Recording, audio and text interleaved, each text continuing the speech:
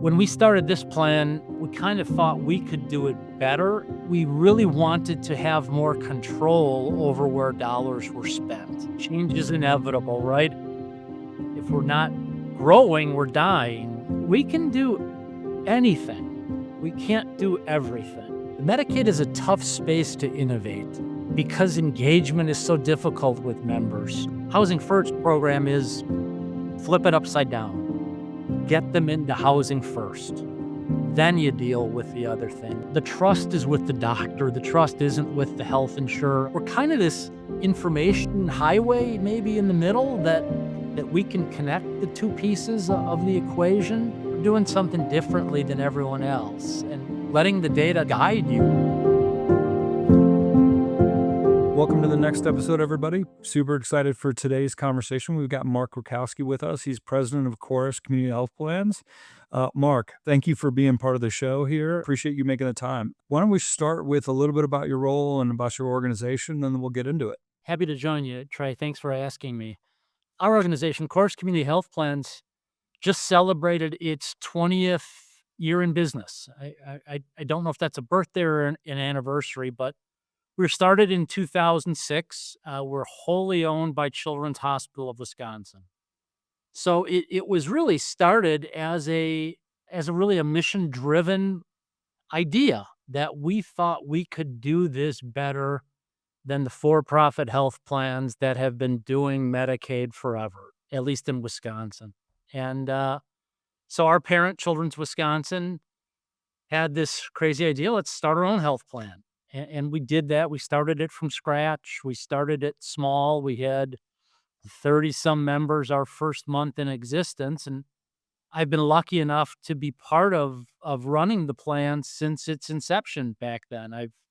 I've worked at Children's Hospital of Wisconsin now for a little over 26 years.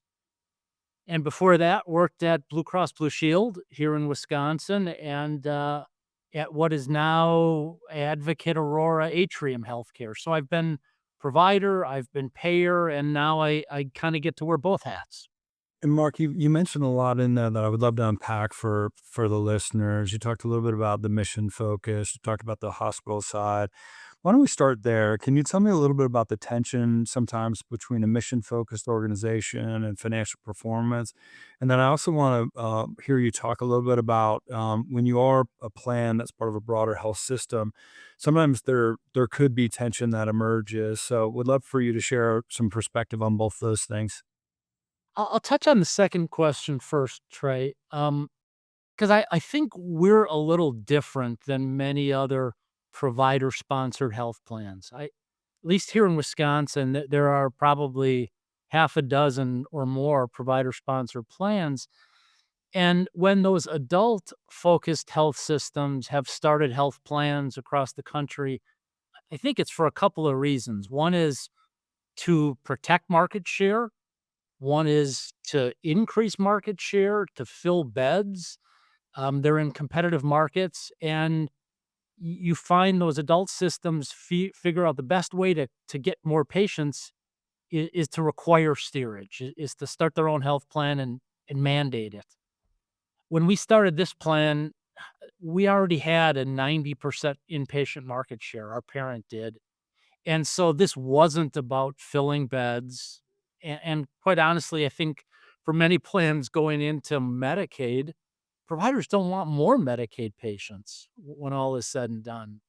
So it was really a different motivation that we kind of thought we could do it better. And we really wanted to have more control over where dollars were spent, whether those were on medical care, behavioral health, on dental, how we spent administrative dollars, and ideally keeping as much of that in Wisconsin and in our local market as possible, as opposed to going out of state to shareholders and parent organizations.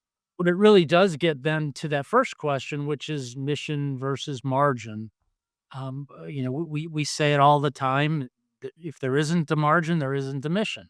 And that's true at the health plan. That's true at our parent organization.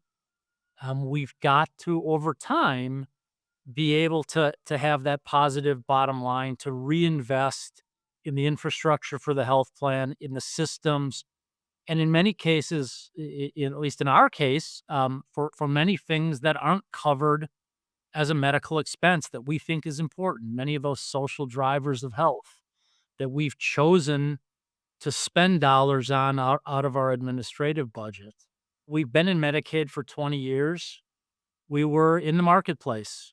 We joined the marketplace here in Wisconsin in 2017 and actually made the very difficult decision at the end of 2025 to end our participation. The last 2+ years were very challenging financially for us. It's a population that was 90% adult, which for our parent organization wasn't really their focus. And so as the financials became difficult and our trends just got out of control, 40-50% medical and pharmacy trend in 2025, we made the decision to exit because we needed to be able to continue to do at our core what we felt was really why we're in business, serving low income families who are covered by the Medicaid program. Mark, you mentioned the ACA shift. You talked a little bit about Medicaid. Um, I think for a lot of the folks that I'm talking to, they're a little concerned about the future. Now, I just did see the big win in Wisconsin for pregnant women, 12-month coverage. So, congratulations to you and the rest of the state of Wisconsin. Big win there. Outside of that, how are you feeling? Bullish, bearish on generally the market or the Medicaid program? Talk to us a little bit about how you're seeing the future, because I think a lot of folks are concerned or at least focused on that right now. I wouldn't say I'm bullish about it. Obviously, there are headwinds coming at us in terms of work requirements for our in Wisconsin for our childless adults. That's going to impact all the health plans in Wisconsin. We have no doubt that's going to impact enrollment. And I think what we've learned, there's been a lot of commentary that, well, this is public health emergency unwinding part two, or in some cases, part three, that we've kind of done this song and dance of people losing eligibility and health plans trying to support them. I think one of the unintended consequences, at least I hope it was unintended, through the public health emergency redeterminations, were that the acuity of our underlying populations have changed dramatically. And that's a challenge for health plans and for states and for their actuaries. What's the next year's population going to look like when you don't know what it will be at the end of this year and you're trying to set rates prospectively for next year? And so I think beyond just losing enrollment and seeing our revenue decrease, we run that risk now of, again, what's the acuity of the new population going to look like? How will that impact rate setting? How many years will it take for the base periods to catch up and start to stabilize? I think in our first 15 years of being in business, it was fairly stable. At least the population was. And over the last 6 years plus now, we haven't seen any stability in populations from huge increases in enrollment under the public health emergency and those Medicaid gains, and then kind of reversing that trend. And we've gone back to where we were in 2019. In fact, we have lower enrollment now than we did in 2019. Wow. Yeah. Mark, while we're on the topic of kind of the future and what's happening next, you've now recently gone through a lot of changes. New TPA, your plan's grown by 30% in terms of county count. You made a decision around your ACA line of business. Tell us a little bit about leadership through that change, leadership through the tumult, because I think that a lot of people are experiencing a lot of question marks about the future. And so, what would you say to the other leaders that are listening to this call about leading through change? Change is inevitable, right? If we're not growing, we're dying. Be careful. And I think this has been a problem that's been pointed out to me. There's only so many things that we can take on, and we talk about this at a senior leadership level. I'm part of the Children's Wisconsin senior leadership team. We can do anything We can't do everything. So that's the challenge that I have as a leader is I have probably more ideas than people would like to hear. And I've got to check myself at the door and I've got to make sure I have the pulse of our team. When am I pushing too hard? When is it too much? And I've got to listen. I've got to, first of all, I've got to ask, and then I've really got to listen. And I have to somehow stop some of the things that I wanted to do because my team needs, we've got to reduce the stress they're under and their teams are under. The TPA implementation is a really good example. We changed our third party administrator this year. It was probably overdue in terms of looking at what was available in the market, but it was a huge lift for our team and is still as we're now in a phase of trying to get to stability and making sure everything is working right. I think everyone understood the importance of it. Everyone understood how we would be better off, but in the midst of it, you don't feel that way. You feel like it's crisis and are we gonna make it and are we gonna hit our deadlines? And so I've gotta give people the number 1, sometimes the latitude to complain, the latitude to share their frustrations without it being personalized, and then support them in, okay, how do we address the issues? I've always said when people I ask, "How are you doing?" And I hear, "No complaints," and my response is, "That's good because I don't take complaints, but I take solutions and I take ideas." And so I'm okay with there being a problem that isn't something isn't working, but then give me the ideas. What do you think we could do differently to make it a change? Yeah. Yeah, one of my, best bosses, and which is always different from your favorite bosses, right? Best bosses aren't always your favorite ones, but he'll always have me bring 2 solutions, which sounds obvious, but, it was very early in my career, and it was an important lesson for me to learn. So, Mark, you touched on leadership, and, I've similarly had the good fortune to, be the CEO of a mission-focused organization, and I think a lot of instances, people think about high performance and mission focused at other ends of a spectrum, if you will. But there are plenty of examples, including your organization, where you found the nexus between those two vectors. I think about like a Ben and Jerry's or a Red Cross, or at least the Red Cross of America that used to be. Those two things don't need to exist exclusively. And I think what you're building and what you have built does exist at that nexus. What would you say to others that do run mission-focused organization to really up their game in terms of becoming a high-performance organization? Well, we exist because of our mission. At least that's my feeling is if this was about the bottom line only, we should shut the doors because others can do that. Others can deny claims and slow claims and make more money. And yet, for us to compete against those organizations, especially in a Medicaid program, we're all kind of on the same playing field, right? We have the same cap rates and we have the same enrollment that's coming into our plans. We have to make sure that we don't rest on our laurels and we continually look at those expenses that we can control. And that's how we become high performing is let's make sure we're not overpaying for a service or for a relationship. And I think that's a lesson that I've learned over time. When the bottom line is looking good, you don't look at the expenses. You things are good. And this isn't just at the health plan, this is at the hospital as well. All right. Right. When volumes are up at our hospital, expenses aren't looked at as closely. And that's the lesson we've learned. We've always gotta be looking at those expenses and not saying continually cut, cut, cut, because we also have to expand and grow programs and services, but we gotta make sure that we're getting value for the dollars we spend.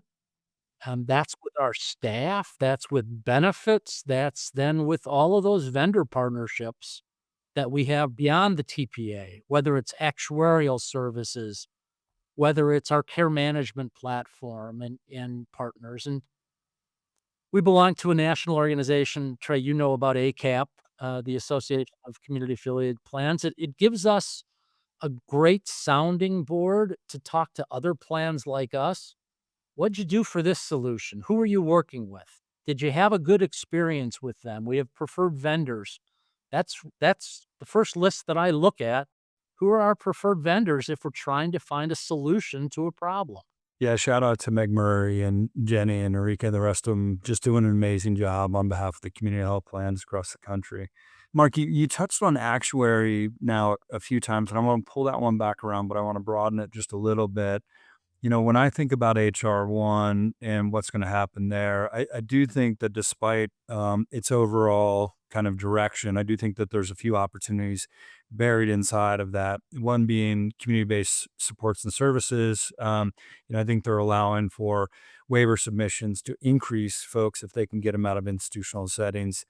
The other bright spot could be advocacy on behalf of plans to say, what does medically fragile mean and how can we broaden that definition? Cheryl Roberts recently, former Virginia Medicaid director, said medically fragile includes alcohol use disorder.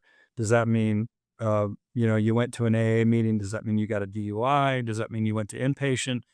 So when I think about it, I'm thinking about what are the opportunities for plans like you to do advocacy, but tying it back to the actuarial question, Mark, where have you found success in engaging your Medicaid agency in terms of advocacy? What would you say to the folks listening on how to have a successful conversation or approach them successfully for those conversations? I'd like to believe we really have a solid relationship with our Department of Health Services, and that's been built over 20 years because we've been transparent. We don't complain about bad rates or questions about the rates unless we have the data to support it. I mean, we've had an open book with our Department of Health Services, with our financial statements, with all of our utilization data, our claims data. We've been very clear how we pay our parent, that there's not gamesmanship going on. And I think we've heard back from the department on 10 times, if not 10 times, it's 100 times. Thank you for providing that level of data and the details that you share with us. Others don't do that. And when others come to them with that cap rates are wrong, if they can't support why they're wrong, no one listens.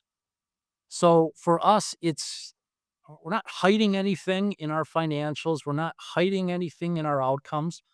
If one of our outcomes, our childhood immunization rate isn't where we want it to be, we have a candid conversation with the state, why that might be and what we're going to do about it to try to improve it. And if then the state can support us in some of those efforts. So it's really about trust of each other. I imagine Wisconsin's not that different from other states. We've seen a lot of different Medicaid directors over the years. They change as election cycles come and go. They find opportunities outside of government. But we've always said the people in the department are the ones who get things done. And they've been there a long time, and that's who we developed the relationship with. Yes, have that relationship with the Medicaid director, with the secretary, but ultimately have it with the department heads and the people who are doing the work day to day. That's the most important thing we've done. Yeah, Mark, I would underscore the transparency and trust. I mean, I can remember, in some instances, and this is still under fee for service, but I would have folks show up from Skilled Nursing Facility Association complaining about rates. But when I look through the blinds at all the cars parked for that meeting, they're all fancy cars, but yet they were crying poor. So I do think that being an open book and being transparent is the way to go about those relationships. So I appreciate you sharing that. Mark, one of the things you talked about as a mission-focused organization is your ability to make reinvestments, decisions that fall outside of kind of a specific claims. One of the questions I had and would love for folks to hear about is how do you think about those investments and whether it's housing, food security, the things that fall outside of what generally would be included in a state plan, how are you making those investment decisions? I'd love to say they're all driven by a rate of return and, making sure we're getting a 3-to-1 payback. In some instances, we're taking a leap of faith that it's something we think is the right thing to do. And we've learned that ROI is not necessarily a short-term thing, that if you're gonna invest in housing for someone, your payback might be over 2 to 3 years, or longer. The same with food insecurity. And so I think we've started small, so it isn't gonna be that huge dollar investment on day 1. We're gonna start small, we're gonna see if, number 1, our members are engaged with something, are they getting what they're looking for, how do our providers feel about it? And then it's gonna take 2 years, 3 years before the data starts coming in to tell us, "All right, does it look like it's actually saving money?" The housing was probably the easier housing investment.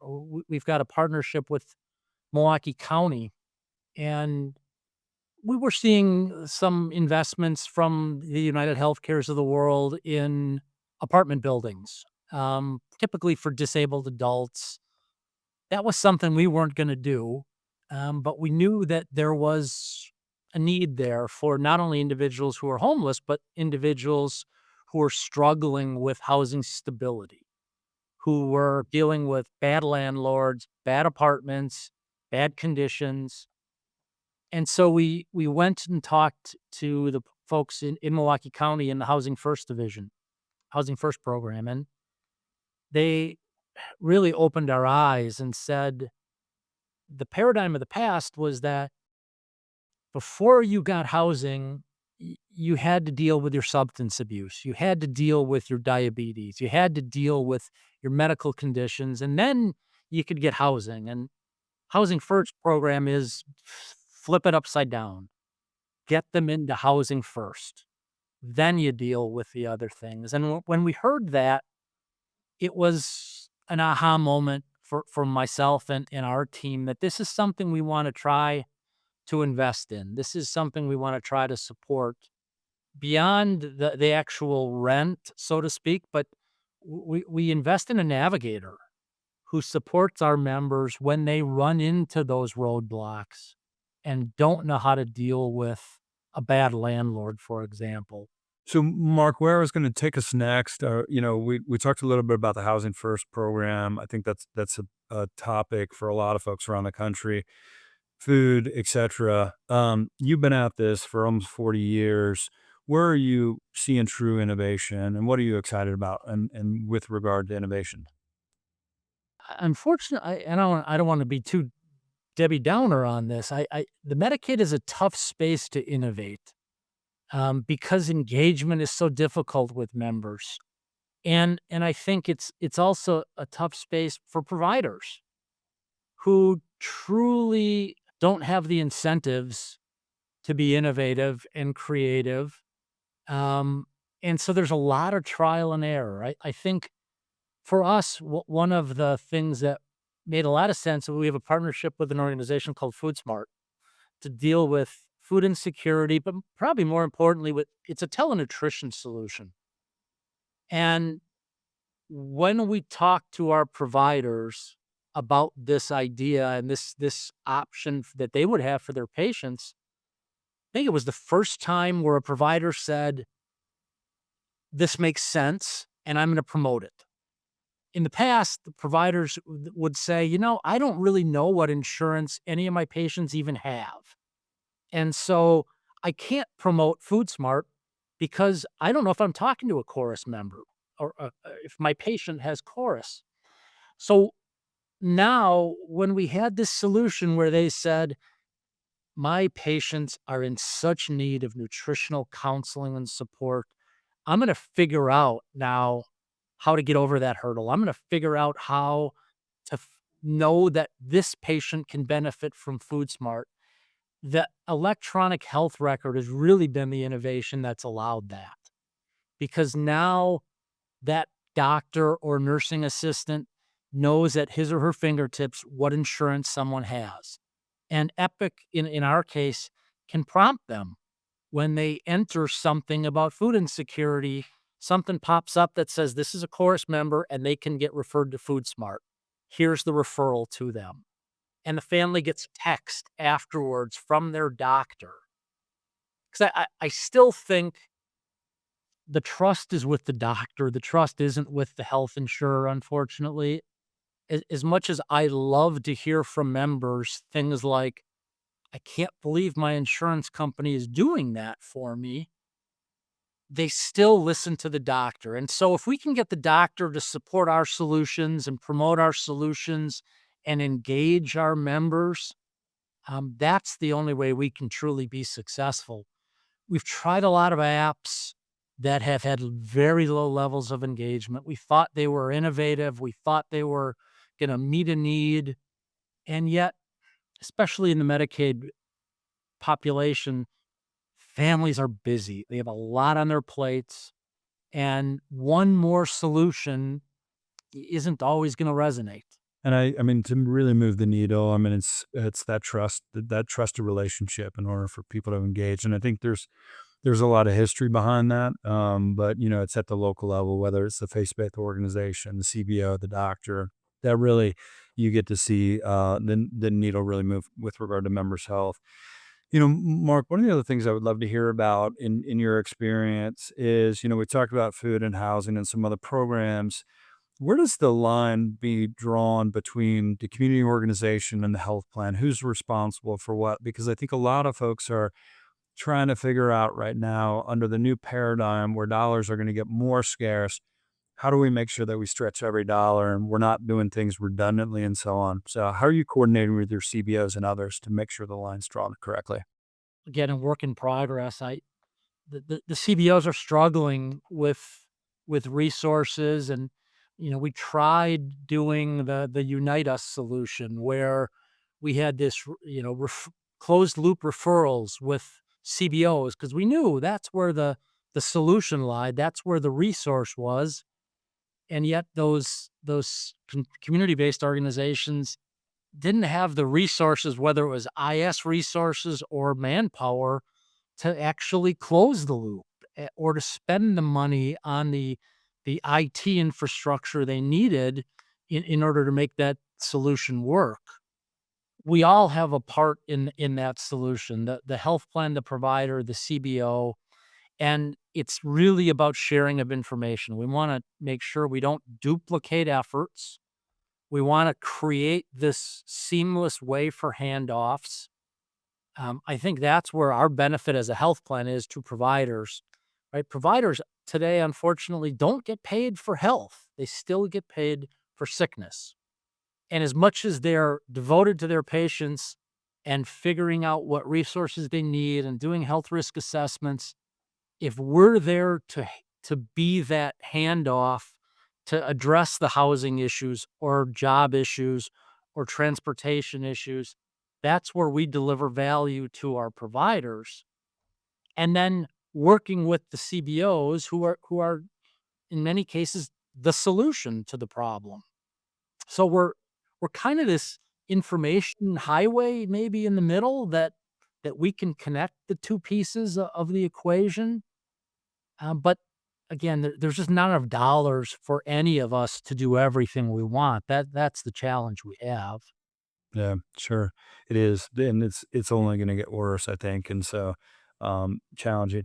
Mark, you mentioned a few solutions, and I won't revisit those. Folks can go back. But one of the things that everybody's talking about right now, obviously, is AI. Well, tell us a little bit about you all's journey. What's real? What's not real? How are you approaching it, or kind of dipping your toe in the pool, so to speak? Here.